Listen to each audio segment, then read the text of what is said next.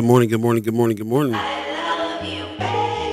Check, check, check, check, check. 1, 2. This thing gone.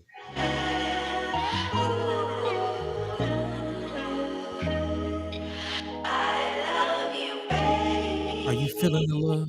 Can you feel it? Oh, yeah.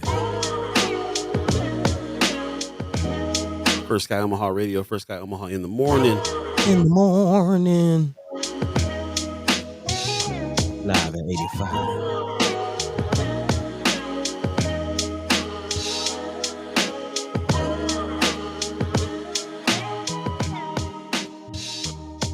Check 1 2 1 2. Check, check, check, check, check, check. Come on in, grab a seat, y'all.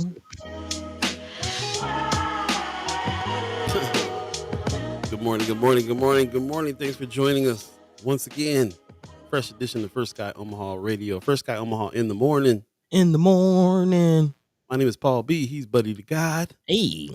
And we're talking with you, chat chimers, and listening with the ghost listeners and the radio listeners. Appreciate you coming in on this Monday, March 4th, 2024.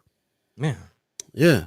Moving right along through the year. Man, a quarter of the way down already. Mm-hmm. It is Monday. Definitely feeling Monday today. How about y'all? You got a case of the Mondays, man?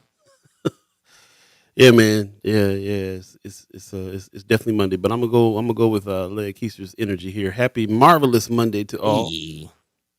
Yeah. Appreciate that. RG say, hey. What's going on with y'all this morning? Thank you for joining us over here on YouTube. You're yet to see if the Facebook is working today, so we'll see in a minute. But yeah, that's what's up, man. It is a Monday and the beginning of the month, so it's always feels like a little bit of renewal around that time for me. After the rent gets paid, then you can figure out what else you're gonna do for the rest of the month. Yeah. How you gonna survive? Pops gives us a good Monday morning, everybody. Good morning, hey. Pops. Appreciate you. Marlon Harrison says, good morning, First Guy family. All right. Coming on in this morning. That's what's up. How you feeling today, buddy? I'm all right.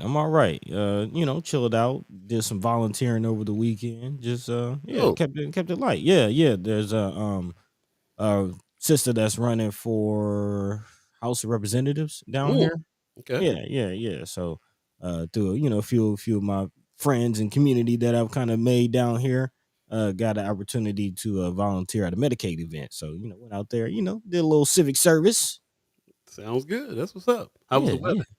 Weather was nice. It's been a little rainy down here, but like rain in the morning and kind of heat up throughout the day.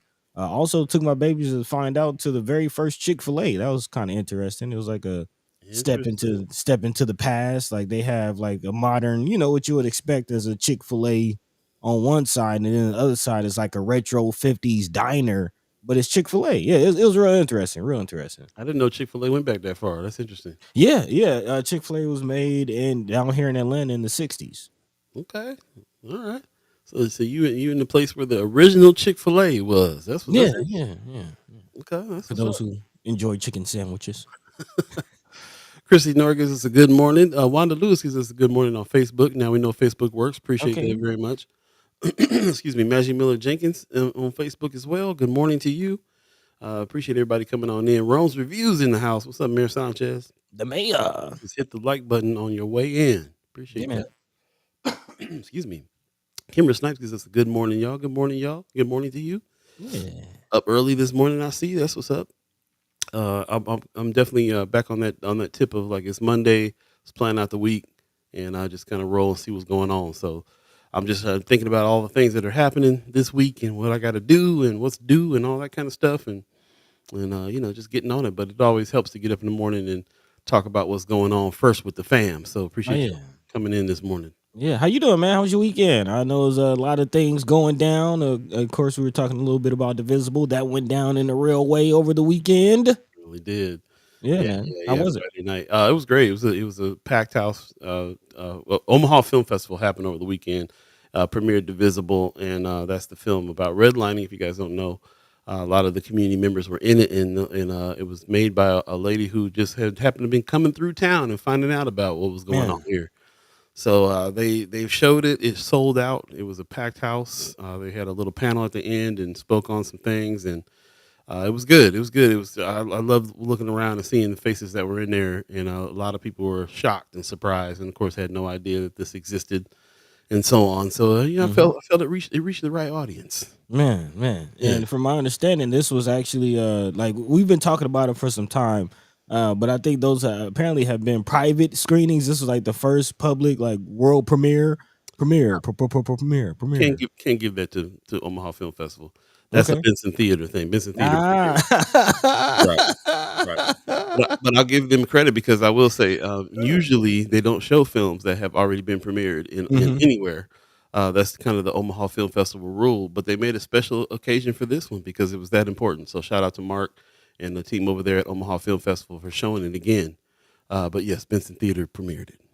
So yeah. And I gotta say though, they premiered it and played, and then they showed it again another time. Both Mm. times sold out at the Benson Theater too, and sold out at Omaha World Herald. So I mean Film Omaha Film festival. Festival, and they've also been winning awards at other film festivals around the country already. So I finally got to sit down and watch it all the way through because I hadn't done that before. It was playing at the Benson Theater. I was working, so I saw pieces of it.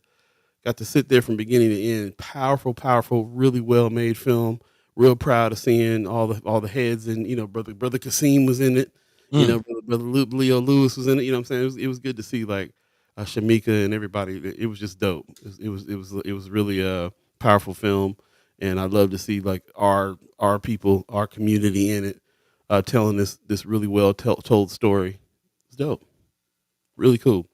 Marlon Harrison gives us. I heard about Six Flags in Atlanta this weekend. You want to talk about that a little bit? A lot of Georgia natives are talking about on social media. Okay. I Uh, might have missed that. What happened? yeah, yeah. We'll talk about that in a sec. I think there was something that went down at Six Flags.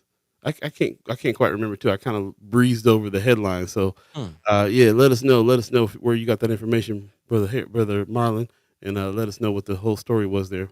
Maggie Midler Jenkins says Nebraska for Founders Values is being brought up with IRS for Kauth and other senators using the 501c3 for campaign and political uses.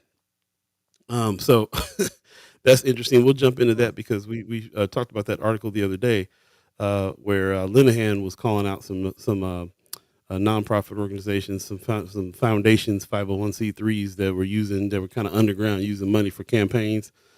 So we'll jump into some of that and a little bit more. But let's go ahead and get this show started before we get through and talk about. We got to talk about Full House today.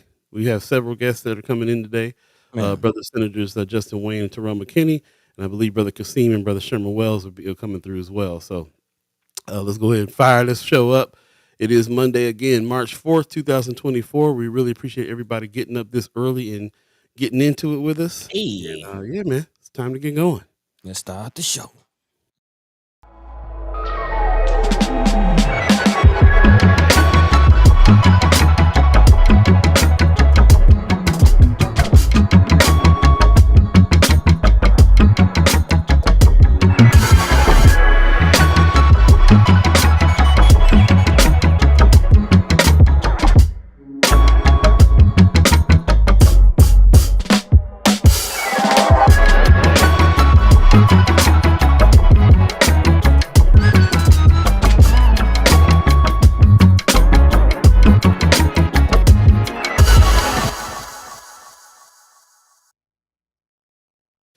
What up? What up? What up? Good morning. Good morning. Good morning. You're listening to First Sky Omaha Radio. First Sky Omaha in the morning. In the morning. Paul B, Buddi3 Da Gawd. We got a little lag on the internet here, so bear with us. Appreciate everybody that's joined us this morning on this Monday, March 4th, 2024. Feel like we're going to a little bit of an allergy season. So you over there Man, rubbing your eyes. I'm over there trying to clear my throat. man, I don't know what's going on. Well, I ain't watering. yeah, yeah, allergy season again. 'Tis the Um, season. yep, Changing yep. of the seasons. Brother Bo Youngblood says good everything, fam. What's happening, man? Appreciate Hey. you coming in. Gwen Easter gives us a good morning. Good morning to you, Miss Easter. See Tamika Johnson giving us some sunshine. Kimber Snipes says they played it at Culture House too. That's right. I forgot they played. Yeah, so they played it a few times around town already. But as you can see, more people need to see it, and I like that it's getting played in different places. We're talking about the film Divisible. that played at the Omaha Film Festival this weekend. Sold out, man. There's a couple hundred people in there checking it out. Packed. So it was great. Maggie Miller Jenkins says also the Nebraska State Dem Party finally dropped a censure on McDonald. Yep. A few things in the news there. Appreciate you bringing those up. Appreciate everybody that's been dropping stuff in Friends of First Sky Omaha as well. And a couple people hit me up about Brother Sherman Wells' live stream he did last night. He does he calls it Sunday sermon with Sherman or something like that. It's pretty. So I tuned in a few times, a little bit last night to see what he was talking about. Of course, he has I came in on the part where they're still making a call to look, updating us on the missing, on Mr. Blake missing. Excuse me, I'm gonna get my head together here in a minute. But yeah, updates on that, and he was also talking about OHA and some of the issues. So always check out Sherman's page because he'd Oh be yeah. deep diving in some of the stuff that we were talking about here too, and he'll get a little deep into it and bring on folks and so on and so forth. So yeah, it's like I said, we need all the media and stories and discussions we can get around here. So shout out to Sherman Wells for picking it up and doing some things too and updating us on those things. It's almost like you can go to his page and get the updated news on the stuff we've been talking about, the boost to the root stuff like that. So That's what it's about. That's what it's about. It's an ongoing conversation that the community is having, and that's what we hope to help stimulate and introduce and carry on. So yeah, definitely big shout out to Brother Sherman Wells. Yeah. If you think of boots to the roots, you see it in the dictionary, be a picture of Sherman like. Untamed jacket on. Man, you know what I'm saying? Letting people know what's what. Yeah. So shout out to him. Tony Johnson in the chat. Good morning. He says hard to believe hundreds of teens paying all that money for an amusement park just to fight. Something does not sound right. So talking Okay. about Six Flags Atlanta. Didn't hear about that. Marlon Harrison has said he posted it in Friends of First Sky, so we have to take a little closer look at it. But yeah, man, Six Flags. I mean, I Six Flags always got. I mean, I come from California where the major riots at the Six Flags in California went down. Really? During we were there when the cops who beat Rodney King got acquitted and a riot broke out. Tell that story all the time. Big riot. There's always that's not the only fights that we got into at Six Flags. Six Flags is I don't know what their model is, but whatever they got going on all around the country, there's always some mess happening. So this is the latest, I guess. We'll have to check it out. Anthony Rogers Wright in the chat says sad that Six Flags Atlanta is getting more press than Cop City in Atlanta. True, that's what I'm saying. Good point.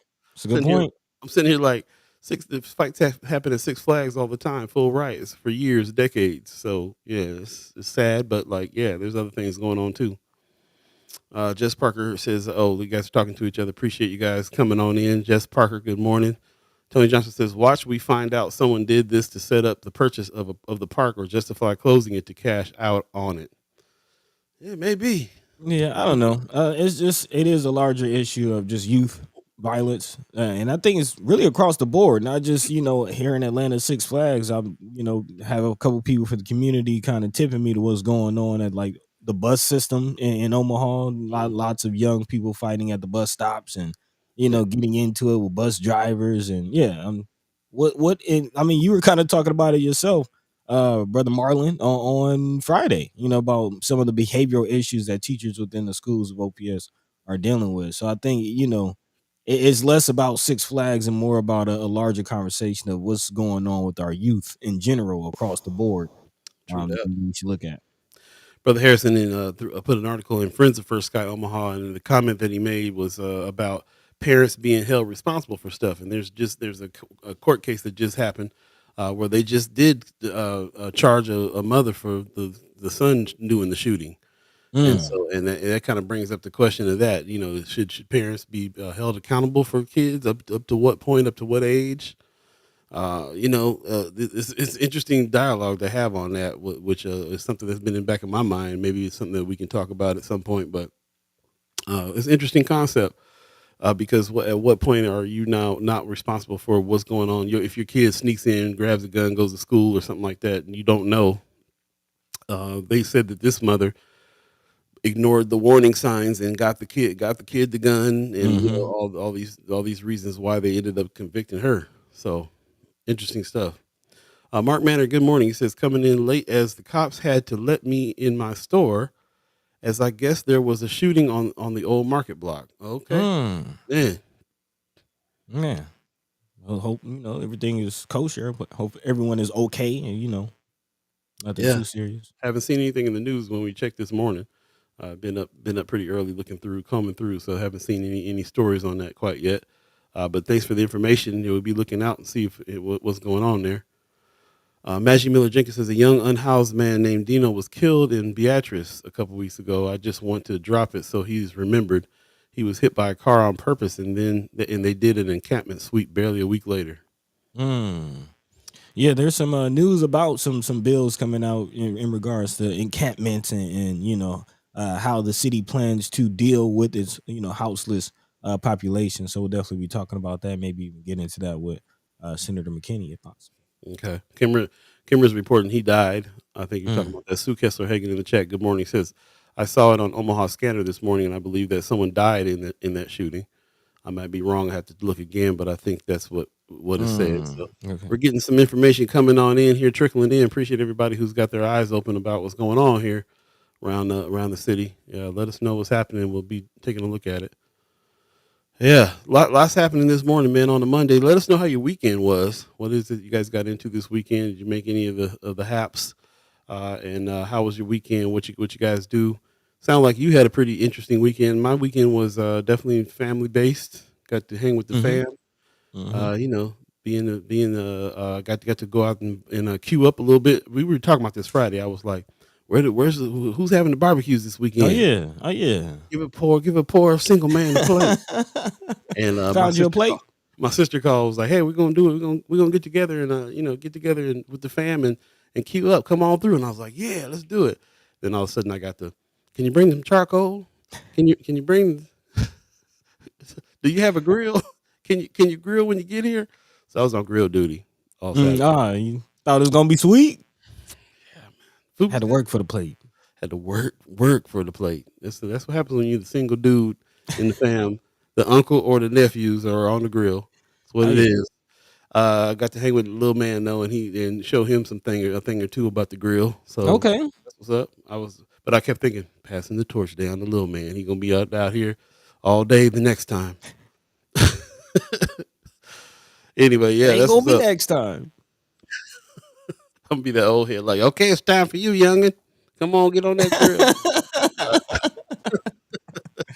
Kimber Snipes says, I went to an adult prom Saturday. I saw pictures of you dressed up. I was like, what happened that I missed?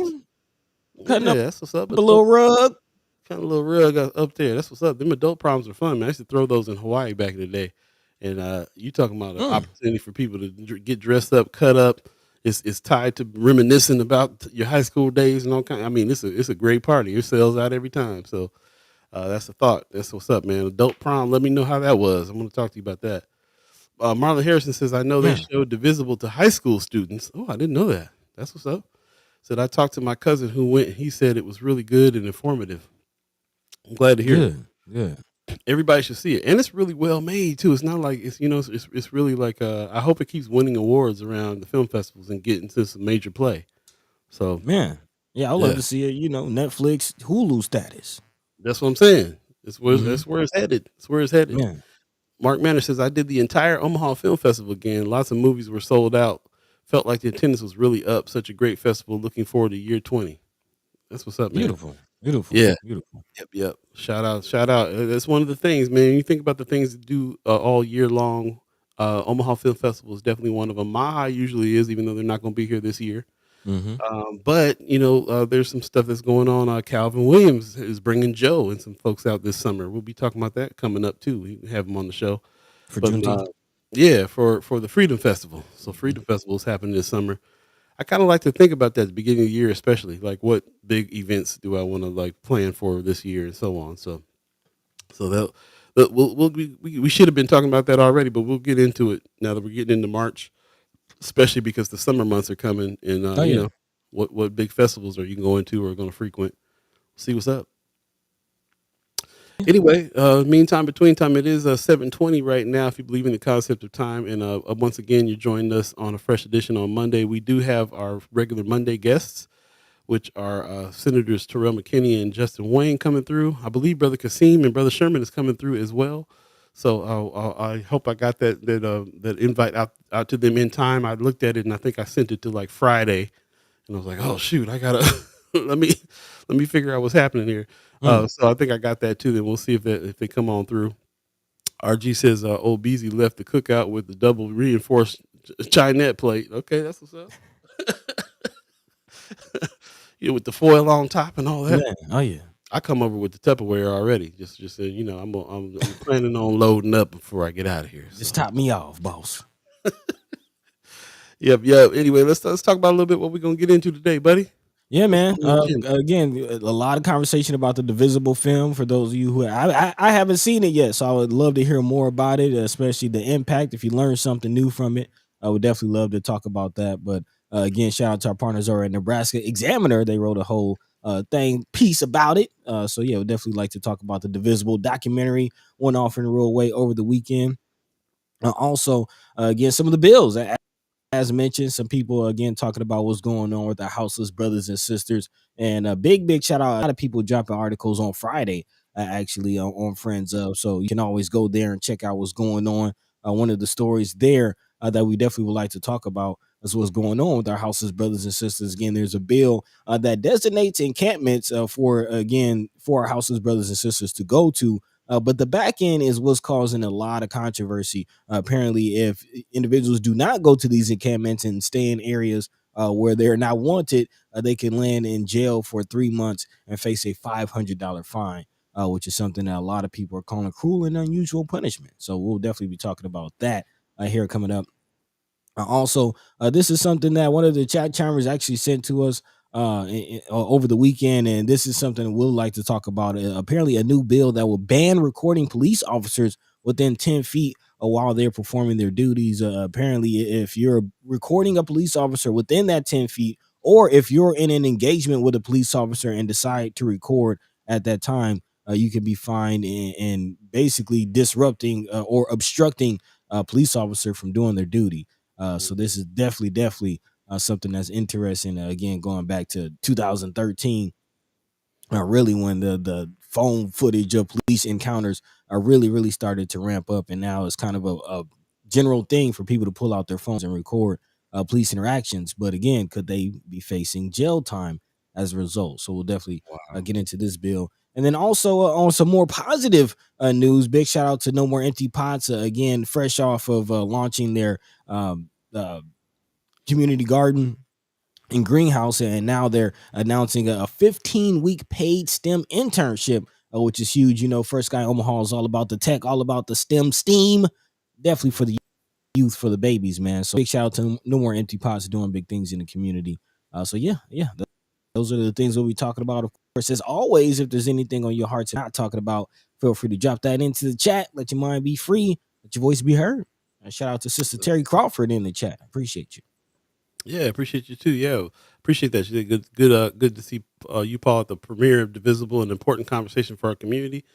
Yes. Most def. I was loving that we were looking around and seeing some faces, some people in town that really probably the first time heard about any of this. So the Yeah. lady that hosted the talk back on that was kind of in tears, just like had no idea, So it's something that it was a very educational. It's very educational film, entertaining film, and informative to say the least. Everybody ought to see it for real. We talk about redlining and how it's not just a housing issue. That's what this film really brings out. It's not Mm. just about housing. It's about what happens with your school when you have low income housing in the district, and the taxes, and how your health is affected by where you live, and how your jobs are affected. Like everything is affected by your address.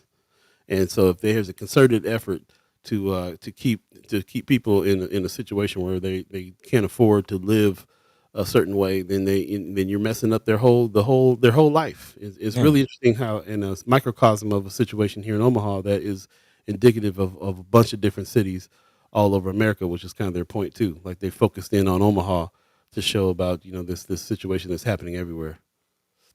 Man, Yeah, life expectancy, yeah, yeah. infant mortality rate, everything. Yeah, actually, shout out to you, Sister Terry Crawford, for being a part of it. Actually, you want to just go ahead and dive Yeah, into the article? yeah, please. And dive into it. Actually, um, yeah. Again, would love to hear the takes of people who have seen it. Big takeaways. Again, there's a lot of community investment as far as the individuals who are part of this. According to this article out of Nebraska Examiner, the film director, filmmaker Lizzie Barrett, who shot this, apparently talked to over 100 individuals to kind of piece this story together and get the full picture of what this is. And again, as you mentioned earlier, big shout out to the likes of our brother Leo Lewis, Jasmine Harris, Lasha Goodwin, Duane Lamont Hayes, Alan Stevenson, definitely dope poet, Jay Rogers, who's a friend of the show, and then of course kind of the central team to this whole thing, Sister Shamika, Sister Terry, and I think I'm forgetting one more name. But again, Sister Shamika and Sister Terry were definitely a part of this whole campaign to push this thing forward. And actually, isn't there still is that it's not mentioned in the article, but I'll just a quick question to the chat: if the Divisible exhibit is still open at UNO? I believe there's yeah, let us know for sure, Yeah, but yeah, yeah. I believe it is still open. I think they were talking about come see it after on the talkback, so I believe it is, yeah. Okay, okay. And speaking of Undesigned the red line. Oh, right, yeah, it right, is. right, right, right. Undesigned the red Undesigned the red line at UNO at the, they kept saying the room number too, like room 112 or something like that, so they're like, "Come on, check it out." Yeah. She said yes until, May of 2024, so Right, right, right. And sometime, and, also Dr. Imani was part of the film as well, so right, right. And Dr. Mimani is actually a professor at UNO. So and yes, Omaha Black Studies professor, Dr. Nikita Imani, and again, community organizer Shamika, and lawyer and educator, Sister Terry Crawford, again, were a part of this. But big shout out to Lizzie Barrett, who apparently is, again, the filmmaker. She founder of Equity Media based in Washington, D.C. And to your point, yeah, she said her inspiration for Divisible came after spending time in Omaha for a different social justice related project. And she had an only surface understanding of redlining at the time, but she says she saw a broader story to decide to dig deep with the help of the team I just named, starting in the summer of 2020. So again, another dope thing coming out of the environment of Freedom Summer, if you will. She said the team spoke to an estimated 100 or so people who influenced the storyline, and saying it just really opened my eyes. Poignant example and case study to capture a national issue, which is a point you just made, Paul, and I think is something we should definitely double down on. The fact that, again, we talk about how segregated Omaha is. Some people say Omaha is the most segregated city that they have ever experienced. that's me. And to go ahead. I just said, "That's me." Yeah, I can say that. yeah, and same here, same here. I haven't gone and lived in other areas. Actually, this is another part that was very important from this story. They talked to a gentleman, Mr. Freeman, who was again a teacher from the South that came to Omaha and kind of experienced it and made a very interesting comparison to the South that he just left, saying that he marched alongside civil rights leaders such as Martin Luther King Jr., John Lewis, and asked the driver about all these yard signs that he's seen when he arrived in Omaha, and says that that was a part of white flight. Black families had purchased houses in the area and people were moving out. And he says, "Are you kidding me? Because I had been a part of the civil rights movement out in the Black Belt counties of Alabama, and I thought I was leaving that part, and here I am coming to Omaha and seeing the same thing." And again, Divisible dives into that history and the ongoing impacts of it, as again we just laid out several areas that all of this deals with. Of course, we talked about the highway coming through North Omaha. That's a big part of it, and actually now there are conversations about even revisiting that and removing the highway, and trying to rebuild or return the community to the impact that the highway had. But it's not just that: criminal justice, health, education, economics, all the way through. So again, big shout out to everybody who was a part of this story. And it's always interesting to see Omaha as the center of the world. That was kind of the endeavor, that we had, the perspective that we have with First Guy Omaha. Again, trying to talk about national issues and how it impacts Omaha, but you can look at it the other way as well. How does what's going on in Omaha impact the world? And it does. It does. So Man, they said something on the film that I didn't realize about the freeway. They said when they built 75 North, there was no off ramps planned mm, in that freeway. mm, It was just for white suburban folks that were working in downtown area to get to where they had to get to and just pass on right through North Omaha. So they just cut through the neighborhood and broke up the whole area and displaced a whole bunch of people in their houses and wasn't even planning on having no off ramps. Just gonna float on through the black community. So there's so much information there and so many things that I learned. I highly encourage you to check that out and go check out Undesigned the Red Line at UNO Community Engagement Center, Room 218. Appreciate that, Miss Crawford, thank you. for giving us that information there. Definitely check it out. Wanda Lewis says white flight so real. How now they want to make, yeah, how now they want to make a comeback. They want to Oh yeah. come back and take it over again. So it's really interesting to have to live through a situation like that, and then for us to be where we're at now, where the gentrification means the coming back of all these folks, but again, it means displacement for the people that are there. So messed up situation, man, all the way around. It was really interesting film. Somebody else that was a part of the film, in the film as well, is sitting in the chat right now, and we'll bring him in as our first guest, Brother Kasim Shabazz in the house. Good morning, sir. How you doing? Peace. What's up, fellas? Assalamu alaikum. Good morning. Like a salam, brother. Good morning. Good morning. Yeah, I saw you was eating a little breakfast. I said, let him get that last spoonful in before we bring him in. Got to get that sustenance, yes, sir. Yeah, but I was surprised to see you in the film, bro. Like I said, I've seen pieces of the film. I got to sit and see it all the way through the other day when I went to the film festival to check it out, and I saw you there. Tell me about your experience about being in the film, man. Man, it was a great film. You know what I mean? It brought a lot to surface. It was definitely needed, and it did what it was supposed to do, and I hope it continued to do what it's supposed to do, is bring the awareness. Sister Terry Crawford did an amazing job, and Shamika and all of them, Joanna, the whole crew, they did a great job. So I hope and I pray Allah that it continue to flourish. That's what's up, man. Yeah, I think it was pretty powerful, and I really appreciated the personal stories. Miss Terry Crawford shared hers, and it was just the personal stories were just riveting, man. It's just something. It was something else.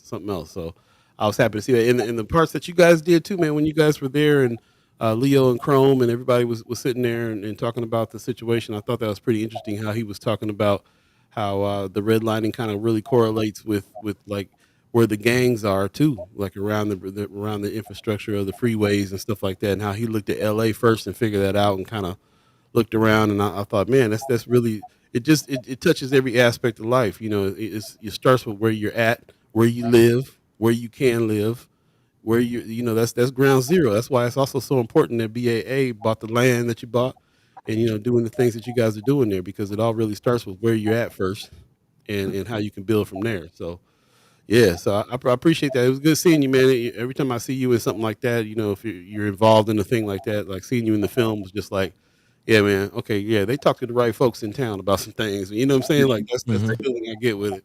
Yes, sir. Man, that's an interesting point as far as like how the relationship between gang territory and the freeway itself.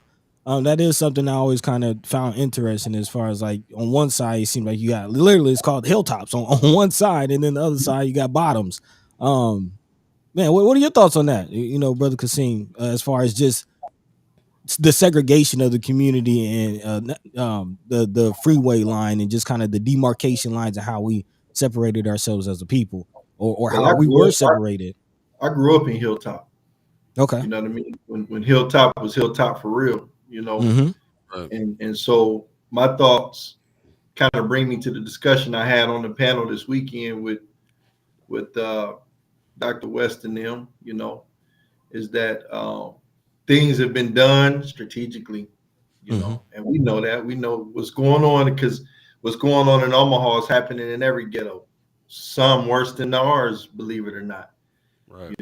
But that's why I make the point to always speak on behalf of us first.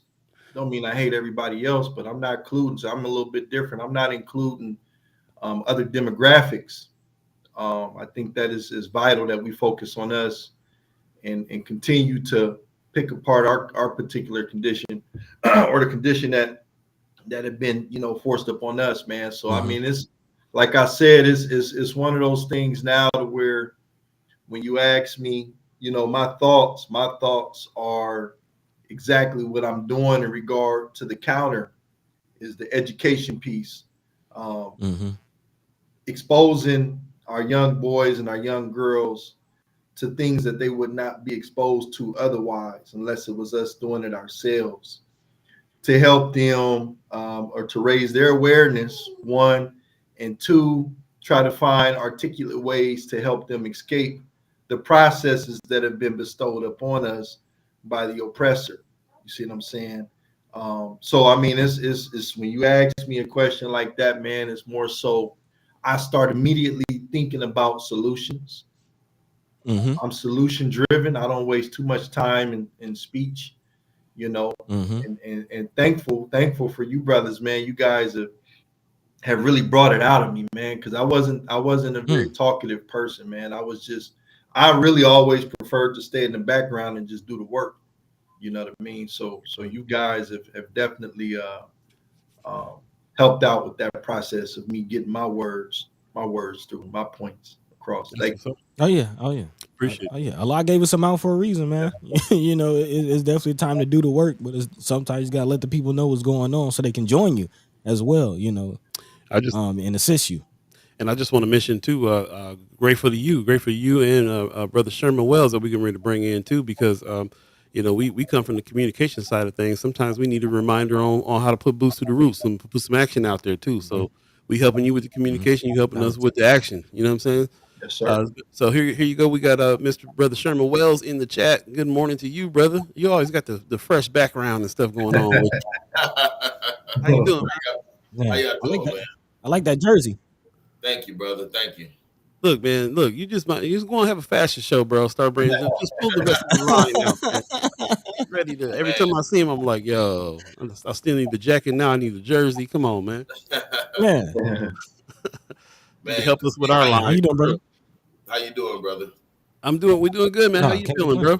Good. Kasim, you good? Man, I'm good, man. I'm just trying to recover. I had a long weekend, bro.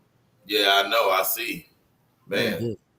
Brother Wells, I'm sorry, go ahead. I was gonna say we had a long discussion last night. That's what I was gonna comment on. I got to see your show this time around, man. Get the what you call it, Sunday sermon with Sherman. Yeah, I like that. Definitely a sermon, boy. Oh man. What was the topic of discussion? Man, we had a few different topics that we tried to. I was definitely unpacking, like he was saying, keeping people updated on what's going on, because I was once that person too, that just only wanted to do background work, but as time went on, I did realize that the more I spoke about it, the more I was able to bring in people like us to help with it. And you encourage others to not only join, but if they wanted to start something of their own, you want to encourage that too. So most definitely. Yeah. Brother, before we get into some of the things that you were discussing on your show last night, I wanted to go back to Brother Kasim for a minute, because I want to give you a chance to talk a little bit about your experience. We know that you recently did a live stream with Dr. Cornell West recently, and and I just wanted to let you say what you wanted to say about that, and let us know about how it went. Let's start here. Go ahead. Man, oh man, okay. You got the gold shoes too. You got the Trump ones too, brother. Not the one. Let me tell y'all something, man. Listen, on all seriousness, man. Yeah, you got a Trump 2024 hat on. Got the Trump ones. The internet. Man, this is what I'm gonna say, man. Man, I really don't know what to say. I'm gonna say this. I don't have any interest in all my heart, fellas, and I don't have any interest, and this is just me, in anybody who look like us who want to appeal to everyone. Okay, we need something for us, And it shouldn't be anything, because see, if we're doing good in this society, then everybody does good. But we're not doing that great as a collective, and so the country is failing. You know what I mean? So my thoughts are, I guess just for myself, man. I'm not really the one to really fool with politics all like that. It's something that's new for me. But I don't like them, and I find them to be extremely unauthentic. And maybe it just isn't my lane. But I would prefer to see. We don't need another Obama. I'll say that we don't need another one of those. And for many reasons, I think he was the worst thing that happened to us. Unfortunately, one of the worst things. But that's another conversation. I'd rather deal with, unfortunately, if I have to choose between the lesser of two evils, I'd rather deal with a white boy who's doing his hardest to appeal to black people than one who wants to appeal to everybody. Okay, that's a problem for me. That's what you think Trump is doing, trying to appeal to black people? Well, I mean, at the end of the day, he gave the money to the HBCUs. He didn't. I mean, my money wasn't funny. You know what I mean? We didn't have no wars and stuff like that. And he goes and, though they're all racist. I mean, that's inevitable. You know what I mean? So, but there's certain things that he did not do, and certain things that he did do to where it kind of kept us, I'm not going to say it kept us safe, but it didn't, it didn't hit us as hard as this whole Biden administration and stuff like that. And even though Dr. Cornell and them say that they're separate, when I listen to the speech, I don't need a love machine. Okay, because to me, the way I translate love is war. Sometimes love you enough and love myself enough, love my people enough to cut your head off if I have to. You see what I'm saying? So I need people that's willing to go to war for what they believe in, what they love, and what they stand on. And I just didn't get enough. I didn't get enough blackness out of the conversation, and that's a problem for me. I'm not going to try to appeal to others and everyone else and what everybody else got going on, man. We don't have. I get sick of, and I'm gonna just say I may get canceled, but I get sick of this black and brown conversation. That's another thing. I'm not talking about the 1, 2, 3, 4, 5 good brown people or white people who do their hardest to try to put things on the equal playing ground. But I don't see South Omaha, for example, dumping a whole bunch of money into black youth programming on the north side. I'm just using that as an example. You understand what I'm saying? I don't see where we're allowed to go over there and plan ourselves in brown affairs. However, they can come over here and do it. However, white folks can come over here and do it. I can't go out west and plant my black self in white affairs or Asian affairs. You see what I'm saying? So for me, I gotta say this, man. To the day I die, man, it's gonna be us and us alone. You want to help, you want to give money, you want to donate, that's fine and stuff like that, man. But that's why my stance is what it is. It's us and us alone, man. I'm not even gonna play with that. So that was my experience. Brother Charles Barron, beautiful brother who was also on that live. If you brothers could, he called me, and he's a legend. Pull him up, Charles Barron. But he called me like 4 times, man. I didn't know who it was, but he said, brother, you were a breath of fresh air. You see what I'm saying? You brothers got to eventually, at some point, get that brother on this show, man, because he stopped the gentrification process where he's from through his activeness in politics and stuff like that. And he's a vital source, man. So I got something out of it. I learned a lot. But man, it's for us alone, brother. I mean, our condition, are we crazy? Are we crazy to continue to want to bring people into our problems? Are we crazy to think that as a collective, anyone else cares, man? It's too much money in our demise. Too much money in that. So yeah, so that was my experience. It's really heartbreaking, man, but it is what it is. Okay. I just want to reiterate, we put this platform together so that we can hear from everybody and be able to talk and have respectful conversation with everybody on their viewpoints and opinions. even if it's stuff we don't agree with. I can't get with you on the Trump thing, bro. So that's just what it is, and we can talk all day long about that. I can't get you with you on the Trump thing, but I'm not going to stop you from coming on and saying what you got to say and telling us what you believe and telling us why. Because I respect you as a person. So if you say something, I'm gonna listen. I'm gonna listen to what you say. May not agree in the end, but I'm gonna listen. So I just wanted to say, it's one of them moments, man. It's one of them moments. We ain't of like mind on this one in particular. We are of like mind of a whole lot of stuff that you said, though. I feel like it's us. We need to take care of the fam first. I can definitely get with you on this idea that if we, before we really, there are group separations all over the place, group separations. Until we get our thing together as Black folks, then it's real tough to collaborate with other groups until we are straight. And so I applaud you when you talk about how we need to think about us first and fight for what we got to fight for us first.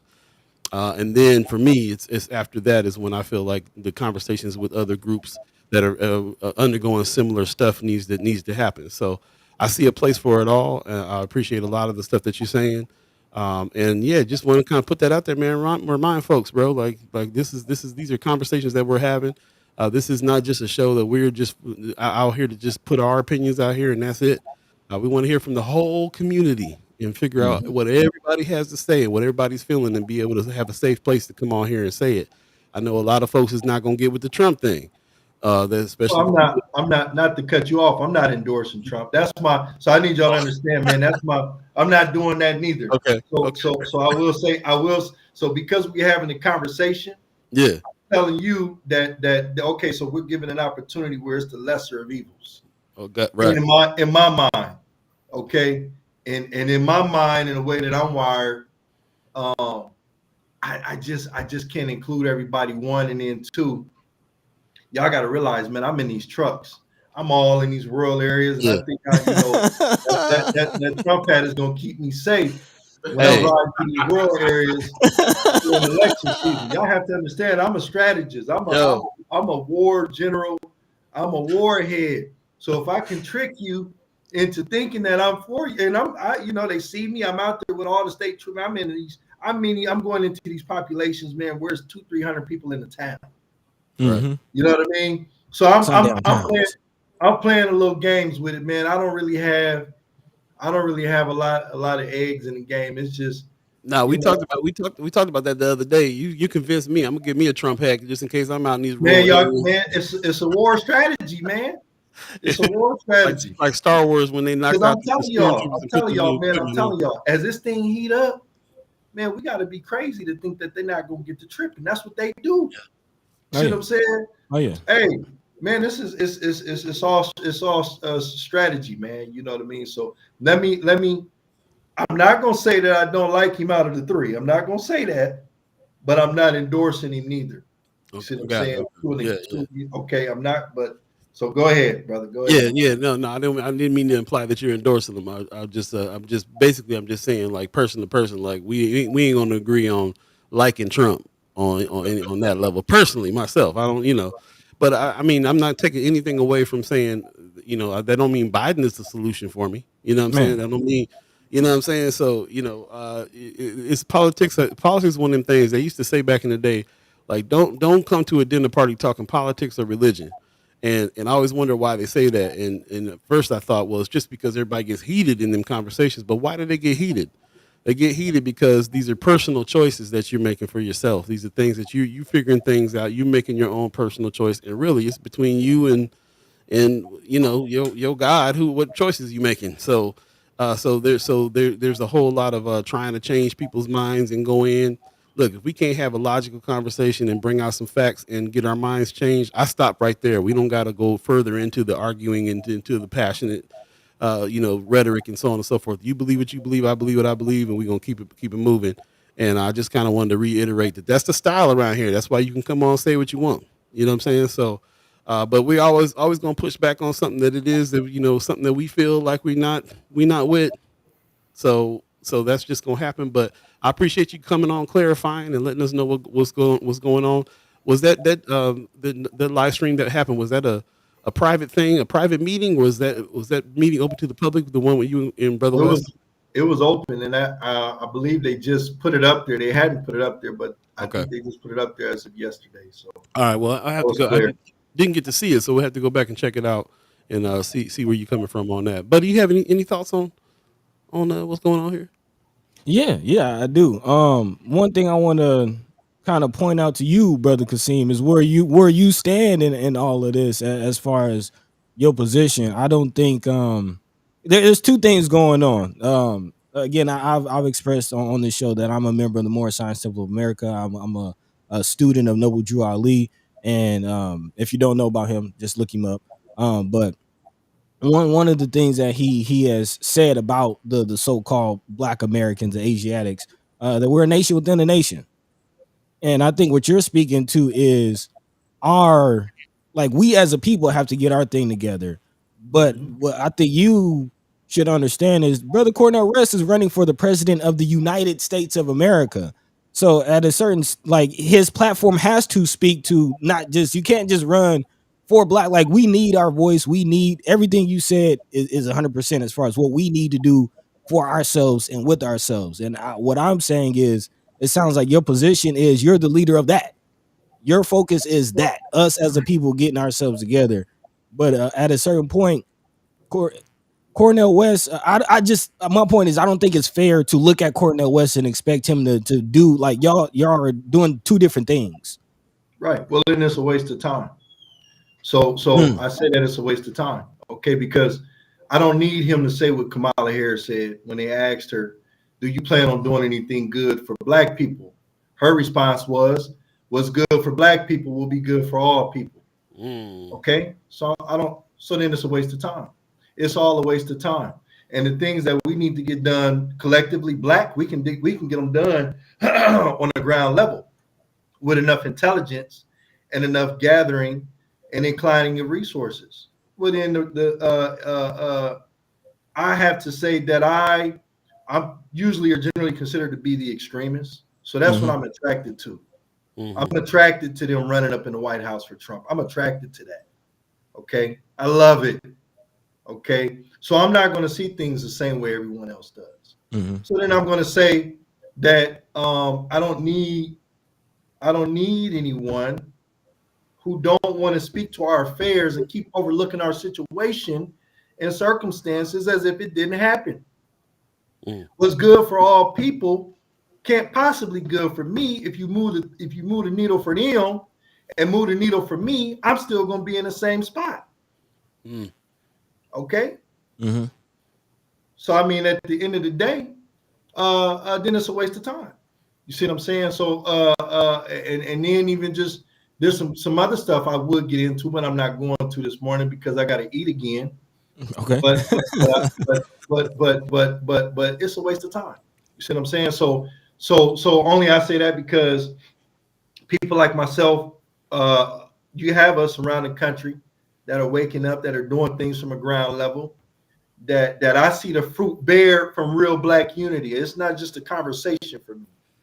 You're sitting on the line with one of my other right-hand brothers. We do things. The loneliness is no longer there because we've come together and began to manifest ideas and perspectives. We're willing to go through the fire, go through a little hell together to get to where we're trying to get to. That's what I want. I don't need no Negro in position. Cool, yeah, you want to run, you want everything that's good. I want good for all people too. But I'm not so ignorant to the point to where if I see this batch of people over here doing extremely bad, I have to do something special for them. It may be called a form of a reparation. I have to do something special for them. I don't need nobody. I'm not going to get behind nobody who don't identify that as being a problem. Yeah, we definitely need equity. Everybody can't raise at the same level. Yeah, I hope you're not getting that I disagree with that point. That's definitely a point I agree with. Like, our issue needs to be addressed at some point. Look at what they just did to us, man, with this art funds and Terrell and Justin. Look at what they keep doing to us, man. Even when we try to play the game the right way, man, look at what they do to us, man. Think about that. Look at that. Even when we try to play the game the right way, we can't have a Black Wall Street because you want to blow it up. You want to dismantle our families. Y'all just got done talking about redlining. Y'all just got done talking about that. I can't keep walking around the processes that have taken place, man. These things have really happened. I can't do that. I can't do it. You see what I'm saying?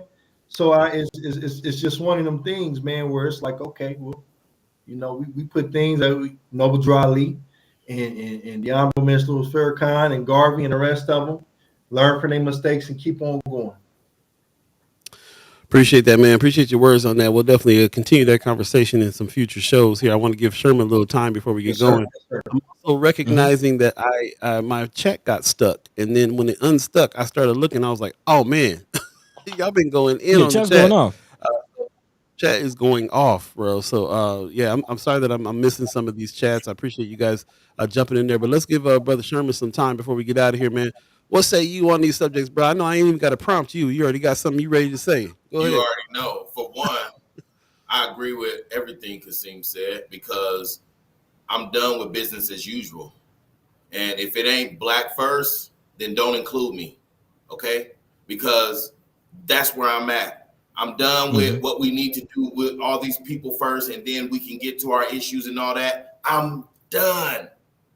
If it ain't black first, I don't even want to talk about it. I don't want to hear it because we've been through so much and everybody's just now to the point where we're just ignoring what's black people going through. And I'm going to give you a prime example, okay? Mr. Blake, all right? We just seen that Iowa used $25,000 in ARPA funds to put up money for a reward for him, for a white man missing in Iowa, okay? And is hosted by Crime Stoppers, which is the same people that we asked to host our reward, and they would not only would they not host it, but they didn't give us no money, bro. And people want to say it's not about race. What other reason? This man went missing on a trucking haul. He was hauling pigs. He went missing all of a sudden, the white man, and they gave $25,000 of ARPA money to put up for a reward for him, and then hosted it on Crime Stoppers. We asked Crime Stoppers, would they host a reward for Mr. Blake, and they told us no.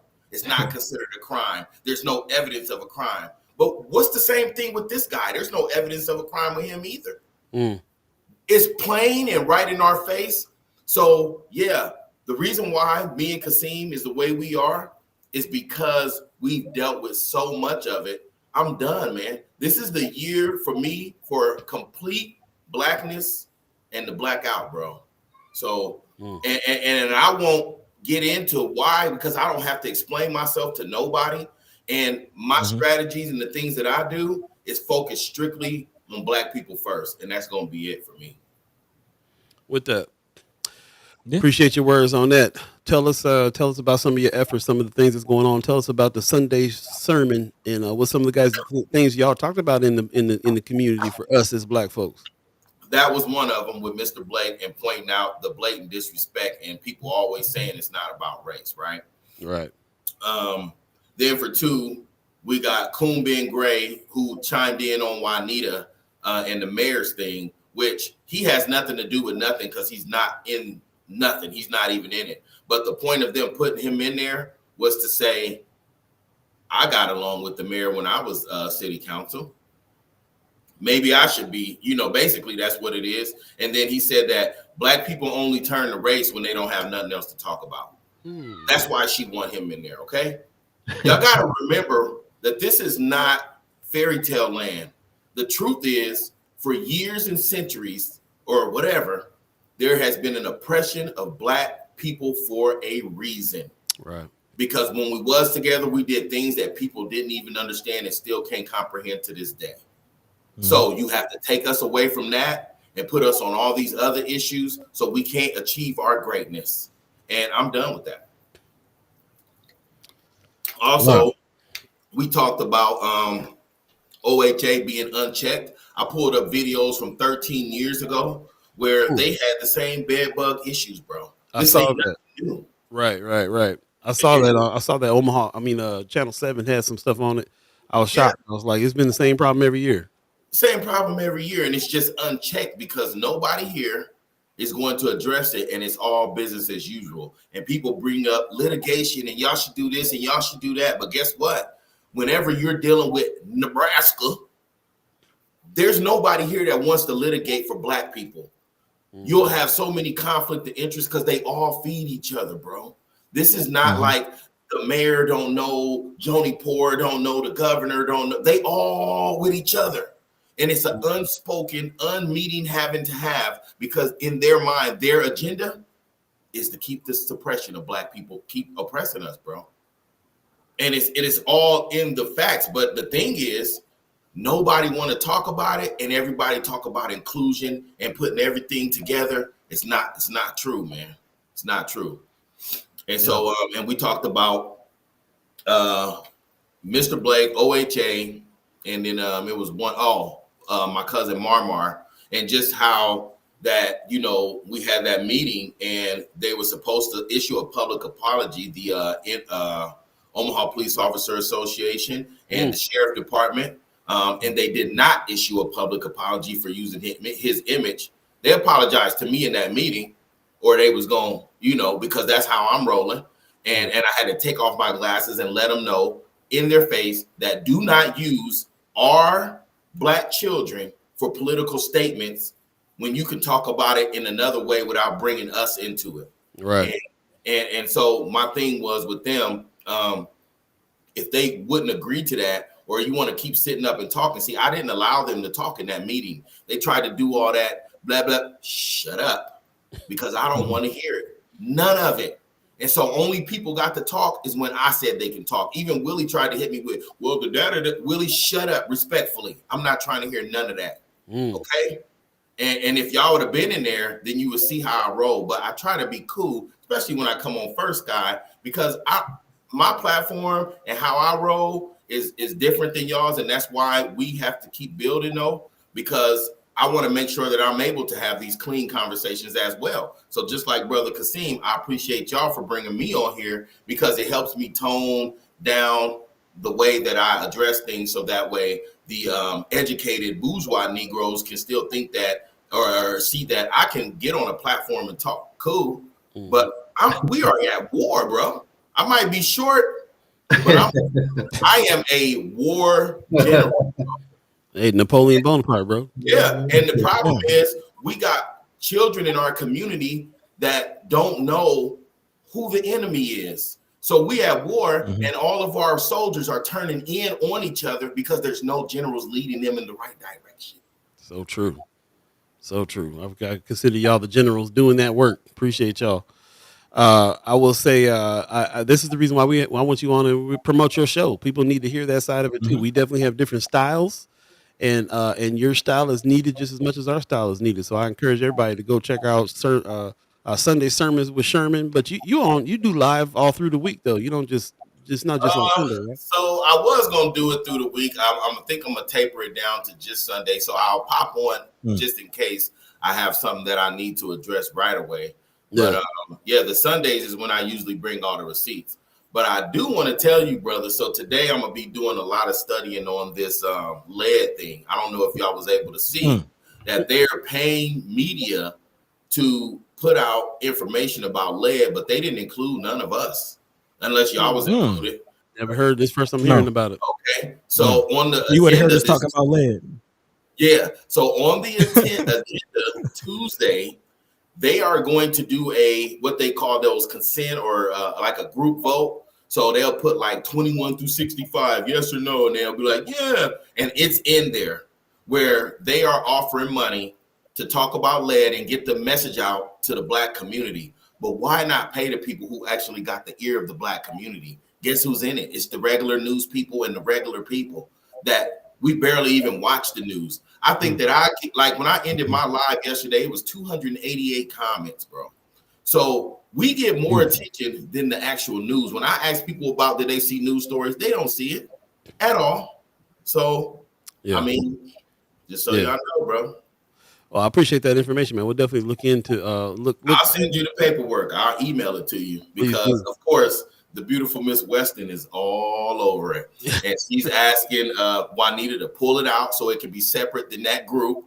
And then that way we have an option to debate on why we should be getting that. It's like $25,000 or $30,000 to just do a lead commercial or something. Come on now. Wow.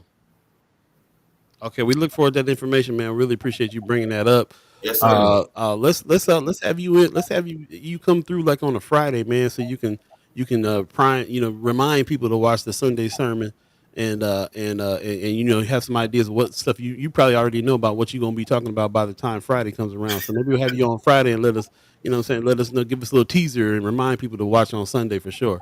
Yes, sir. Yep. Yeah. Appreciate y'all, man. We're gonna let you guys go get on through. I know Brother Kasim hungry. So we're gonna get always like a machine, dude. I can't even think about food, and I'm gonna blow up this dude right here, man. That's that high energy is expended right there. Man, y'all took it out of me today. You should. All right, peace. You guys have a good one. Peace. All right. Peace. Love you, brothers. All right, that's what's going on. And we got Brother Terrell McKinney in the chat as well, and also Brother Justin Wayne. We're gonna jump right to him. Good morning, brothers. How you guys doing? Good. How you doing? Whoo, man. Okay, we're doing all right. This show is something else. we don't do one thing on this show. We tell them the truth all the way around. Everybody speaking the truths. But that's what's up, man. I appreciate everybody that comes on and does that. I'm glad we were able to create something, and hopefully you guys can do the same. Let us know what's going on with your truths these days. First of all, how y'all doing? Just personally, how's the family? Good, man. Chill with the family all weekend. Had a good week, chill weekend, huh? Mm-hmm. That's what's up. How about you, Brother Wayne? What's up? Man, just chilling all weekend, just some reffing, and that's about it. I mean, just trying to stay healthy. Start March workouts. Everybody out there, let's start today. Getting your workout in, getting healthier. All right, I'm with it. There you go. There you go. Don't fall off on them. Don't fall off on them New Year's resolutions. by this time, most people falling off. Right. They cancel the gym membership. Keep it going. Yeah, man, for real. Yeah, I appreciate that. Yeah, I got a little son this weekend too, man. I was out there Saturday on grill duty with the fam and stuff. So if it was good, I was determined. When I heard it was gonna be 70 degrees, I was like, I'm gonna be outside doing something this weekend for real. So that's how I felt. Smoked a cigar, just sat there and figured out what I'm gonna do for the rest of I figured out what I'm gonna do after I get done with politics. I'm going to referee, and I'm going to travel the world. I think I'm going to Antarctica and just disappear for a while. Man, you trying to really? I just seeing what going on in Lincoln, and you might just go away for a while, come back and start all over. It's crazy. Going the whole. It is. I've been hearing about some contentious bills with. What's going on in Lincoln that got you feeling like moving to Antarctica? No, ain't really nobody in particular. It's just that we start today. We start all day debate, so we're done with committee hearings, and now it's going to be just navigating stuff on the floor, trying to, attach bills to other bills, and now it's a lot of gamesmanship, just trying to figure out where things can go. So that's all, just that kind of stuff. Trying to figure out how to get McKinney's parole bill passed, and just now it's just you navigating votes. You got to navigate 49 people. You got to sit down and you got to figure out where you can get your votes from and how you can slow some things down and how you can make some things move faster. Let the politicking begin. Yeah. What's going on with that bill, Brother McKinney? What's the strategy on that? I mean, it's a priority bill. It's on the floor. We just got to get it scheduled by the speaker and go from there. Try to get the votes together and see where it goes. You guys have any conversations with any other legislators on knowing which way they're going to swing on the vote? It's parole and it's me, so it's always going to be interesting. So it's always going to be a fight. Yeah. And what are the particulars of the bill against dealing with parole? But what exactly? It would require them to not be able to miss more than 12 full-day hearings. They would have to create some rules and regulations around the parole board. That's really it. The original bill created like 2 new members, but in the one that got voted out of committee, we took those parts out. But that's really it. They can't miss 12 days in a year, and they got to create some rules and regulations. And people can't be denied parole because of a lack of programming. That's really it. That's most of the bill. I think that's all. Okay. So, yeah, reasonable to me. Every time I look and think about that bill, I think that's reasonable. They should show up at their job and do their job, especially such an important job to do. Now, why y'all using logic? Logic don't matter in this business. Come on now. That's reasonable. When is reasonable ever mattered? So that's why we Antarctica, only place that got logic, use logic these days. I guess we. No, it's just cold down there, so nobody's thinking. That's all. This is usually why dumb things happen down there. Appreciate that, man. I'm gonna jump in the chat real quick since I failed on the chat today. Stephen Abraham said, Senator Terrell McKinney, I feel that you have done something that has not been done in North Omaha, which is spark business opportunities in the community. My question to you is, do you have bigger plans to make North Omaha an entertainment district as well? That's an interesting question. I mean, I think I would love to see like some entertainment spaces, something sort of like Blackstone in North Omaha one day. I think it's possible, if everything goes right around all this development. I think that's something possible.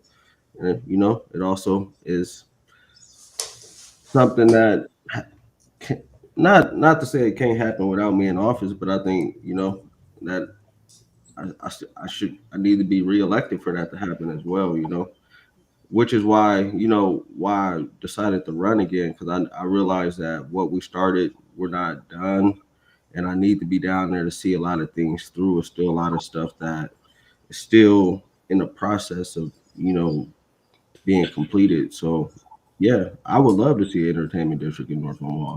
I think it's needed because especially when our people go to other spots around the city, either downtown, midtown, or West Omaha, you being black, you got that feeling, where you at. It's cool, but it ain't cool. Like every black person know that. Yeah, I think that's why the sentiment around the Deuce every Native Omaha Day, you go down to the Deuce and you get that feeling, but it's that feeling of being at home along with the being out and about, in the city and entertainment.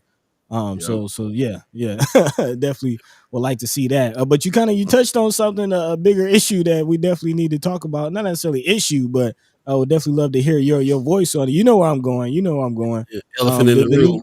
Yeah, man. Again, last week, it was rumors were kind of swirling. We actually you didn't know, and then the news broke again that former Senator Ernie Chambers will be challenging you in your reelection bid. Just what are your thoughts? And also the big question is, have you two have had a conversation? What are my thoughts? I mean, it is what it is. I wasn't really surprised because it is honestly it's been floated since I've been elected. Been an idea or a conversation since I got elected. So I was really relieved. Like finally, at least you finally said it. At least it finally happened. Like instead of just beating around the bush about it. So I was like, all right, cool. Like, so no, we ain't talked at all. Honestly, I don't think I've had a conversation with him personally since, like, I think he called me, I think in September, October, but it was a brief conversation, and it was about a bill. Like, it was something brief, I can't remember. And then I called him, I think in January, because of a situation about somebody who had just got released on like a compassionate release, and we both was working with the family, and he had got out, and I was I was calling him to talk about letting him know that the guy had got out, because we both kind of was corresponding with the family. But besides that, I ain't talked to him. Any reason why there has been communication there? I mean, no. I mean, I feel like, honestly speaking, at the end of the day, he could run if he wanted to run. It's neither one of our seats, but I feel like I at least deserve the courtesy of a call to say, "Hey, I'm running." So a big point that a lot of the chat chimers just kind of brought out was they felt that, you know, rather than a challenger, you know, rather than Senator Chambers challenging you, there should have been a mentorship type of relationship. And it sounded like that has not been the case. I'll frame it like this. If Senator Chambers were to, you know, reach out and try to shed some wisdom, would you be open to listening, or what are your thoughts about the potential of a mentorship type relationship? I'm always open to listening to anybody that's offering any advice. I've never been against it. You know, I've seen the comments over the last week about whether he offered up some mentorship, and I've also seen the comments of people saying I'm too close to Senator Wayne and saying why and those type of things. And what I would say to that is, if it's two black people in a space, what am I just supposed to ignore him? And he has way more knowledge than me and experience. I got to learn from somebody, because on the other hand, if I would just ignore Justin and just go kick it with all the white people in the body, everybody gonna say I sold out. Everybody gonna say something regardless, whatever you do. Somebody right. Gonna say something. Can't win for losing. I'm like, but at the end of the day, I just find it all offensive. I've always been myself. To me, it goes to show like people really don't know who I am or don't know me. That's the biggest thing. I was actually really surprised to hear them people say that, because you're on the show here all the time, and it's apparent. It's, you know, it's apparent to me you guys are two different people with two different opinions. I can see where you learned it from Brother Wayne, but you learn from a whole bunch of other people too. I don't see that whole he's just doing Brother Wayne's bidding and all that. Since we speak in your name several times, Brother Wayne, let me give you the opportunity to comment on any of that. I mean, we sit in the room, and I can't tell you the number of times where I'm like, this is Terrell's thing. And there are people who look to undercut Terrell, Senator McKinney, by saying, well, Justin, you know, and I'm like, hey, this is whatever Senator McKinney do, I'm rocking with him. And then, like, because part of it is you got to transition. And that didn't happen when Senator Chambers and I were down there together. Like, I can honestly say he never went up to somebody who was like, that's Senator Wayne's thing, y'all go deal with him. And so, like, the relationship I built with my class, which is the people who came in with me, was honestly because they couldn't deal with Senator Chambers. And I don't mean deal like he wasn't part of our class. He was an older class. And so one thing I've always tried to do when I'm in the room is be like, all right, that's on McKinney. Like, McKinney, what you want to do? I'm just sitting here backing you. And there's times that in the room I'm like, damn, I wish he wouldn't have said that. But you know what? We rocking. That's the way it goes. And that's what it means. I think, like, I ain't saying I'm the best mentor, but I've always tried to pass the torch. Like, one of the big things for me was to make sure he got in a leadership position. We didn't sell souls or nothing like that. It just happened no Republican won a judiciary chair. It's like the hardest chair. You there 3 days a week until 8 o'clock at night, and nobody wanted it. And I was like, I'll take it. But, you know, we trying to finish what's going on in urban affairs with 1024 and dollars and programming. OHA got issues, all that stuff underneath urban affairs. And I was like, you know, I really appreciate if we can get McKinney a look. Then McKinney had to go out and sell himself. That wasn't Justin saying I'm doing. McKinney put out a letter like everybody else and built credibility with his class and my class. And that's how I became chair of urban affairs. But at the end of the day, I mean, we don't let them know we disagree unless it's on the board. And what I mean by on the board is when it's vote time. So there's bills that McKinney don't support that I maybe support, or I don't support that he support. And at best, it'd be like, oh, you look up and you're like, oh, McKinney's not voting and Wayne is, or Wayne is not voting and McKinney is. Other than that, we don't let people know where we are against each other. I might go ask McKinney if we different. Like, that's just how it is. Yeah. And you know, to that point, I think we have to remember, understand that y'all represent y'all are representatives. Y'all represent two different districts. So, you know, you're not always going to agree on things, but, you know, still seeing that solidarity is a different thing, which I do appreciate. But you also brought up something that I'm now curious about, Senator Wayne, as far as when you came in as a young senator, was there a lot of, what was the relationship between you and Senator Chambers? You know, was there a lot of, did he come forward trying to offer game as OG, you know, offer game? What was that relationship as you coming in? So he takes the approach, at least I'm gonna distinguish between his previous era, I would say 85, 90 earlier versus, you know, 98 to now. Like those are two different eras. And one was an era where he was fighting for stuff. He was putting bills in, you know, doing whatever you got to do to make your community better. I could say by the time I got down there, it was a different strategy of straight defense. And I'm not knocking that when you by yourself or you feel like you don't have allies. But if you're not introducing bills, that natural give and take among senators doesn't happen. So when you only introduce one or two bills and you spend tons of times fighting mountain lions and black prairie dogs and things like that, and that's more of a fight with Western Nebraska, then it's hard to move an agenda forward for North Omaha. So I don't know if he put it this way, I don't know if he consciously chose not to push for issues for North Omaha and play defense, or if he felt he was backed into a corner. And I think just by me explaining that tells you the kind of relationship or the lack thereof that we really had down there. And again, I don't knock him. I just think it's a different era where if you by yourself, it's one thing, and if you got somebody you could pass the ball to help with a fight, that's a different thing. And I think how you approach that is differently. So I don't necessarily knock him. I just know when I got down there, Senator Chambers and I never had a conversation about economics. The one conversation we had was, Justin, that's not my thing. You go fight it, and I'll be where I need to be. And I respect that. We come from different eras.